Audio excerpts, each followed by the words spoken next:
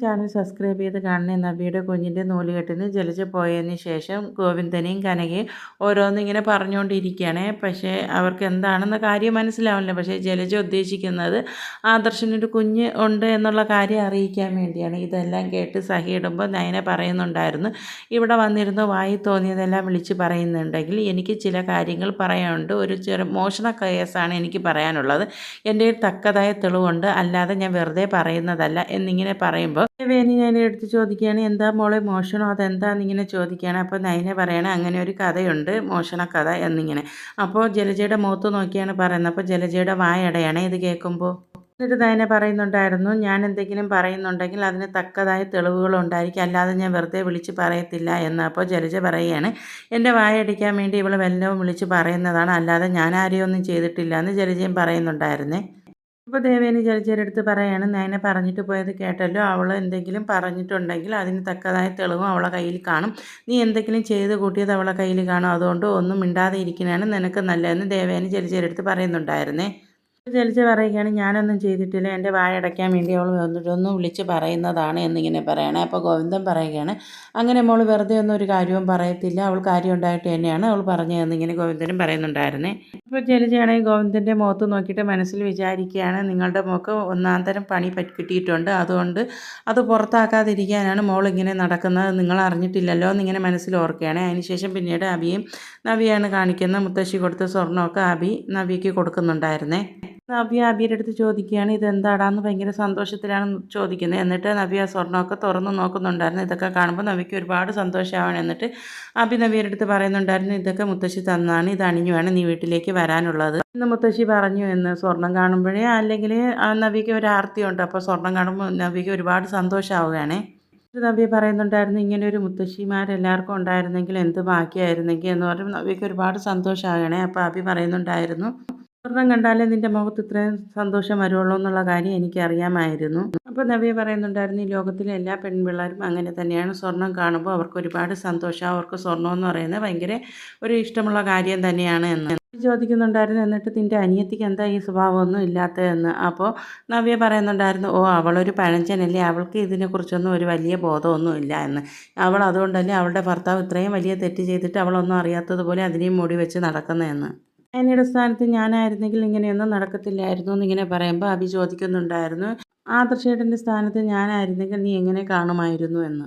നിന്നെ ആ കുഞ്ഞിനെ ഞാൻ ആ സമയം തന്നെ വെട്ടി കൊല്ലുമായിരുന്നു എന്നിങ്ങനെ നവ്യ പറയുകയാണ്. അപ്പോൾ ഏകദേശം കാര്യങ്ങളൊക്കെ അഭിക്ക് മനസ്സിലാവുകയാണ്. പിന്നെ അഭി ആ വശത്തേക്ക് പോലും പോകുന്നില്ല. അതിനുശേഷം നവ്യ ചോദിക്കുന്നുണ്ടായിരുന്നു, നിങ്ങളുടെ ആദർശവാനായ ചേട്ടൻ വന്നിട്ടുണ്ടോ എന്ന്. അപ്പോഴഭി പറയുകയാണ്, ഏട്ടൻ വന്നിട്ടില്ല എന്ന്. അപ്പോൾ നവ്യ പറയുന്നുണ്ടായിരുന്നു, ഇനി ഞാൻ നിങ്ങളുടെ ആദർശ ഏട്ടനെ ഞാൻ റെസ്പെക്റ്റ് ചെയ്യാനൊന്നും പോകുന്നില്ല, നയന വേണമെങ്കിൽ അദ്ദേഹത്തെ റെസ്പെക്റ്റ് ചെയ്തോട്ടെ. എന്നിട്ട് നവ്യ പറയുന്നുണ്ടായിരുന്നു, ആദർശേട്ടൻ ഇങ്ങനെ ചെയ്തത് കൊണ്ട് മുത്തശ്ശന് ഇനി ആദർശേട്ടന് വലിയ സ്ഥാനമൊന്നും കൊടുക്കത്തില്ലല്ലോ, ഇനി നിനക്കായിരിക്കുമല്ലോ മുത്തശ്ശൻ സ്ഥാനങ്ങളൊക്കെ തരുന്നത് എന്നിങ്ങനെ നവ്യ ചോദിക്കുന്നുണ്ടായിരുന്നേ. മുത്തശ്ശൻ തരാമെന്ന് പറഞ്ഞതല്ലേ നിനക്ക് സ്ഥാനക്കയറ്റം, അതൊക്കെ ഇപ്പോൾ എന്തായെന്ന് ഇങ്ങനെ ചോദിക്കുമ്പോൾ അഭി പറയുകയാണ്, ഓ അതൊക്കെ സംസാരിച്ചുകൊണ്ടിരിക്കുന്നതേ ഉള്ളൂ, അതൊന്നും ആയിട്ടില്ല എന്ന് പറയുകയാണേ.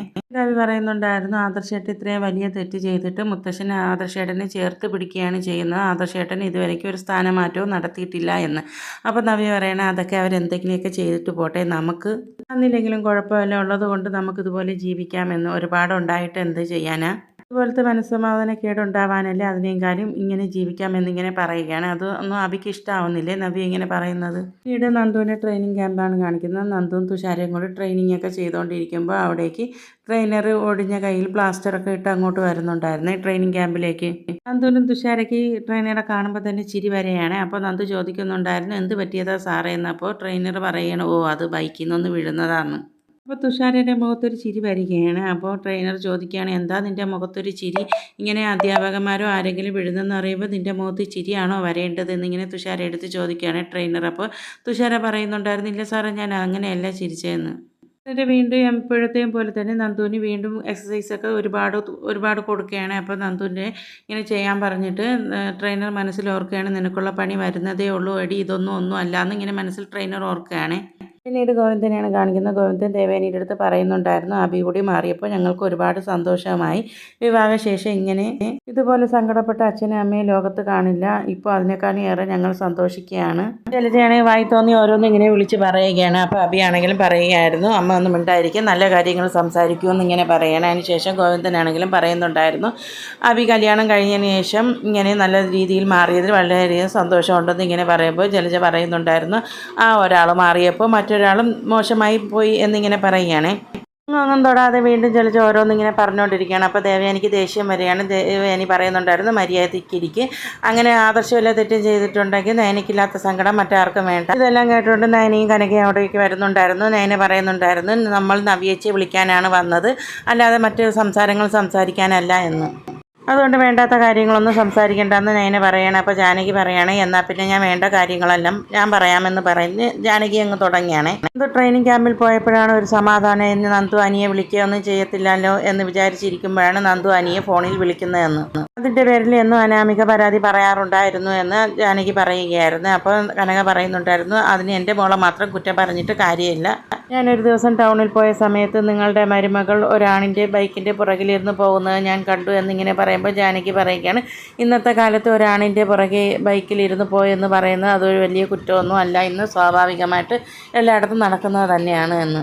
കനക പറയുകയാണ്, അങ്ങനെ പോയതിലൊരു കുഴപ്പമില്ല, പോകുന്നതിനൊരു രീതിയൊക്കെ വേണമെന്നിങ്ങനെ പറയുകയാണ്. അപ്പോൾ ജാനകി പറയുന്നുണ്ടായിരുന്നു, നിങ്ങളുടെ മോളെ പറഞ്ഞതിന് പകരമായിട്ട് എൻ്റെ വായടിക്കാൻ വേണ്ടി നിങ്ങൾ ഇങ്ങനെ പറഞ്ഞതായിരിക്കുമെന്ന്.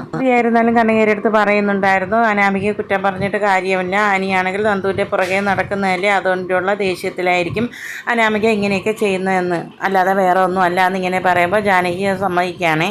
അതിനുശേഷം നവ്യാണെങ്കിൽ കുഞ്ഞിനെ എടുത്തുകൊണ്ട് വന്നിട്ട് നമുക്ക് പോകണ്ടേ എന്നിങ്ങനെ ചോദിക്കുകയാണ്. അപ്പോൾ എല്ലാവരും നവ്യ നോക്കുന്നുണ്ടായിരുന്നു. നവ്യ സ്വർണ്ണമൊക്കെ അണിഞ്ഞ് നല്ല സുന്ദരിയായിട്ട് ഇരിക്കുകയാണ്. അപ്പോൾ ജാനകി ചോദിക്കുന്നുണ്ടായിരുന്നു, അമ്മ തന്ന സ്വർണ്ണമൊക്കെ അണിഞ്ഞ് നീ സുന്ദരിയായിട്ടുണ്ടല്ലോ എന്ന്. ജലജ പറയുന്നുണ്ടായിരുന്നു, സാധാരണ പ്രസവം കഴിഞ്ഞ് പോകുമ്പോൾ നിൻ്റെ വീട്ടിൽ നിന്നാണ് എല്ലാവരും സ്വർണം തരേണ്ടത്, ഇതിപ്പോൾ നേരെ തിരിച്ചായല്ലോ എന്നിങ്ങനെ പറയുമ്പോൾ നവ്യ പറയുന്നുണ്ടായിരുന്നു, എൻ്റെ വീട്ടുകാർക്ക് സ്വർണം തരാനുള്ള നിവൃത്തിയൊന്നുമില്ല, അവർ പാപ്പരാണ് എന്ന്. അറിഞ്ഞത് കൊണ്ടാണല്ലോ മുത്തശ്ശി എനിക്ക് കോട്ട് തേച്ചത്, അതുകൊണ്ട് ഈ സ്വർണ്ണം ഞാൻ ആർക്കും തരാൻ പോകുന്നില്ല, ഇതെനിക്കുള്ള സ്വർണ്ണമാണെന്ന് നവ്യ പറയുന്നുണ്ടായിരുന്നേ. പിന്നീട് മുത്തശ്ശിയും ജയനും അജയനും ഒക്കെ ആദർശിൻ്റെ കാര്യങ്ങളാണ് സംസാരിച്ചുകൊണ്ടിരുന്നത്. ആദർശ് ഇങ്ങനെ ഒരു തെറ്റ് ചെയ്യത്തില്ല എന്നാണ്. പിന്നെ സാഹചര്യ തെളിവ് കൊണ്ട് ആദർശിനെതിരായിട്ടാണല്ലോ വന്നത്, അനാമികയുടെ ഫോട്ടോയിൽ ആദർശം കൂടെ ഉണ്ടായിരുന്നല്ലോ, ആ കാര്യങ്ങളൊക്കെയാണ് അവർ സംസാരിച്ചുകൊണ്ടിരിക്കുന്നത്. മോളുടെ അച്ഛൻ അബിയാണോ എന്നുള്ള കാര്യം അജയനും വിജയനും ഒക്കെ ഉണ്ട്, അത് മുത്തശ്ശിയുടെ അടുത്ത് പറയുന്നുണ്ടായിരുന്നു. അപ്പോൾ മുത്തശ്ശി പറയുകയാണ്, അവരിങ്ങോട്ട് വരുന്ന സമയത്ത് ഇങ്ങനെയുള്ള സംസാരമൊന്നും വേണ്ട, എന്തായാലും ചന്തുമോളെ ഞങ്ങൾ ഏറ്റെടുത്ത് കഴിഞ്ഞാൽ അച്ഛനും ഇനി മുത്തശ്ശിക്കും ചന്തുമോൾ ഒരു ആശ്വാസമാണെന്ന് ഇങ്ങനെ പറയുകയാണ്. അതിനുശേഷം കിരണിനെയാണ് കാണിക്കുന്നത്. ആദർശം കൂടി സംസാരിക്കുന്നുണ്ടായിരുന്നു. ആദർശ് കിരണിൻ്റെ അടുത്ത് ചോദിക്കുകയാണ്, എന്താ DNA ടെസ്റ്റിൻ്റെ റിസൾട്ട് എന്തായി എന്നിങ്ങനെ ചോദിക്കുകയാണ്.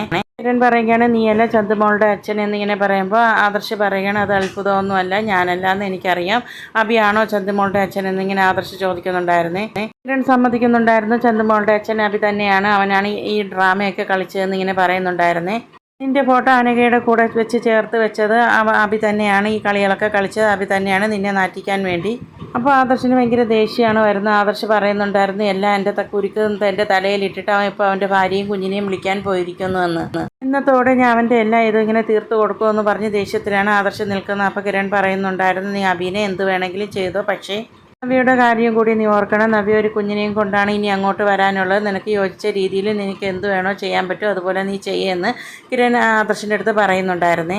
ആദർശ് പറയുകയാണ്, എനിക്ക് എല്ലാ കാര്യവും മുത്തശ്ശൻ്റെ അടുത്തെങ്കിലും പറയണം, മുത്തശ്ശൻ്റെ അടുത്ത് എനിക്ക് പറയാതിരിക്കാൻ പറ്റത്തില്ല എന്നിങ്ങനെ പറയുകയാണ്. എന്നിട്ട് ആദർശ് കിരണിൻ്റെ അടുത്ത് പറയുകയാണ്, ഞാൻ നിന്നെ വിളിച്ചോളാം എന്ന് പറയുകയാണ്. കിരണും പറയുന്നുണ്ടായിരുന്നു, ഇടയ്ക്ക് എന്നെ വിളിക്കണേ എന്നിങ്ങനെ പറയണേ. അപ്പോൾ ആദർശ് പറയുകയാണ്, വിളിക്കാമെന്ന് പറഞ്ഞിട്ട് അവർ രണ്ടുപേരും അവിടെ നിന്ന് പിരിയാണ്. പിന്നീട് മുത്തശ്ശിയാണെങ്കിൽ ചന്തുമോളടുത്ത് പറയുകയാണ്, മോൾ ഉടനെയൊന്നും പുറത്തിറങ്ങണ്ട, നയനാമയുടെ ചേച്ചിയുടെ കുഞ്ഞിനെയും ചേച്ചിയും കൊണ്ട് വരാൻ പോവുകയാണ്, അതുകൊണ്ട് മോള് ഉടനെയൊന്നും പുറത്തിറങ്ങണ്ടെന്ന് ചന്തുമോളടുത്ത് മുത്തശ്ശി പറയുകയാണ്. ചന്തുമോളെ കാണുമ്പോൾ അവർക്കൊരു ബുദ്ധിമുട്ട് തോന്നണ്ടെന്ന് കരുതിയിട്ടാണ് ചന്തുമോളെ പുറത്ത് വരണ്ട, അകത്തിരിക്കാൻ പറഞ്ഞിട്ട് മുത്തശ്ശി പോവുകയാണ്. പിന്നീട് മുത്തശ്ശനും മുത്തശ്ശിയും വീട്ടിലെല്ലാ ആണുങ്ങളും അവരെ കാത്തിരിക്കുകയാണ്. വരുന്നതും കാത്ത് അപ്പോഴാണ് വീട്ടിലെ കുടുംബ ജ്യോത്സ്യൻ വരുന്നത്. മുത്തശ്ശനാണെങ്കിൽ ആ ജ്യോത്സ്യൻ്റെ ചോദിക്കുന്നുണ്ടായിരുന്നു, ഒരുപാട് നാളായില്ലേ കണ്ടിട്ട് എന്ന്. അപ്പം ജ്യോത്സ്യൻ പറയുന്നുണ്ടായിരുന്നു, ഇന്ന് വരാതിരിക്കാൻ പറ്റുന്നില്ലല്ലോ, ഇന്ന് കുഞ്ഞ് വരുന്ന ദിവസമല്ലേ, അതുകൊണ്ടാണ് വന്നതെന്ന് ഇങ്ങനെ പറയുകയാണ്. പൂജയും കാര്യങ്ങളൊക്കെ നടത്തണ്ടേ എന്നിങ്ങനെ പറയുകയാണ്. എന്നിട്ട് ജ്യോത്സ്യൻ ചോദിക്കുന്നുണ്ടായിരുന്നു, എന്താ മൂത്ത കൊച്ചുമോന് പറ്റിയെന്ന്. അപ്പം മുത്തശ്ശൻ ചോദിക്കുകയായിരുന്നു, ആദർശിൻ്റെ കാര്യമാണോ ചോദിക്കുന്നതെന്ന്. അവനൊന്നും പറ്റിയില്ലല്ലോ എന്നിങ്ങനെ മുത്തശ്ശൻ പറയുമ്പോൾ ജ്യോത്സ്യൻ പറയില്ല, ഇടയ്ക്ക് എന്നെ വിളിച്ചിരുന്നു, എന്നിട്ട് സമയം നോക്കണമെന്ന് പറഞ്ഞു, ഞാനത് നോക്കി പറഞ്ഞിരുന്നു എന്ന്. രണ്ടൊക്കെ ശനിയാണ്, അപവാദം കേൾക്കാനുള്ള ഇടവരെ, അതിനുള്ള പരിഹാരം ചെയ്യാനും വഴിപാട് ചെയ്യാനും എല്ലാ കാര്യങ്ങളും ഞാൻ പറഞ്ഞു കൊടുത്തിട്ടുണ്ടായിരുന്നു. വഴിപാടൊക്കെ ചെയ്ത് കഴിയുമ്പോൾ തന്നെ നമ്മൾ വിചാരിച്ച കാര്യങ്ങളൊക്കെ നടക്കുമെന്ന് ഇങ്ങനെ ജ്യോത്സ്യം പറയുകയാണ്. ആ സമയത്താണ് ആദർശ് DNA ടെസ്റ്റും കൊണ്ട് അങ്ങോട്ട് വരുന്നത്. അപ്പോൾ ആദർശിനെ കാണിച്ചിട്ടാണ് ഇന്നത്തെ എപ്പിസോഡ് അവസാനിക്കുന്നത്.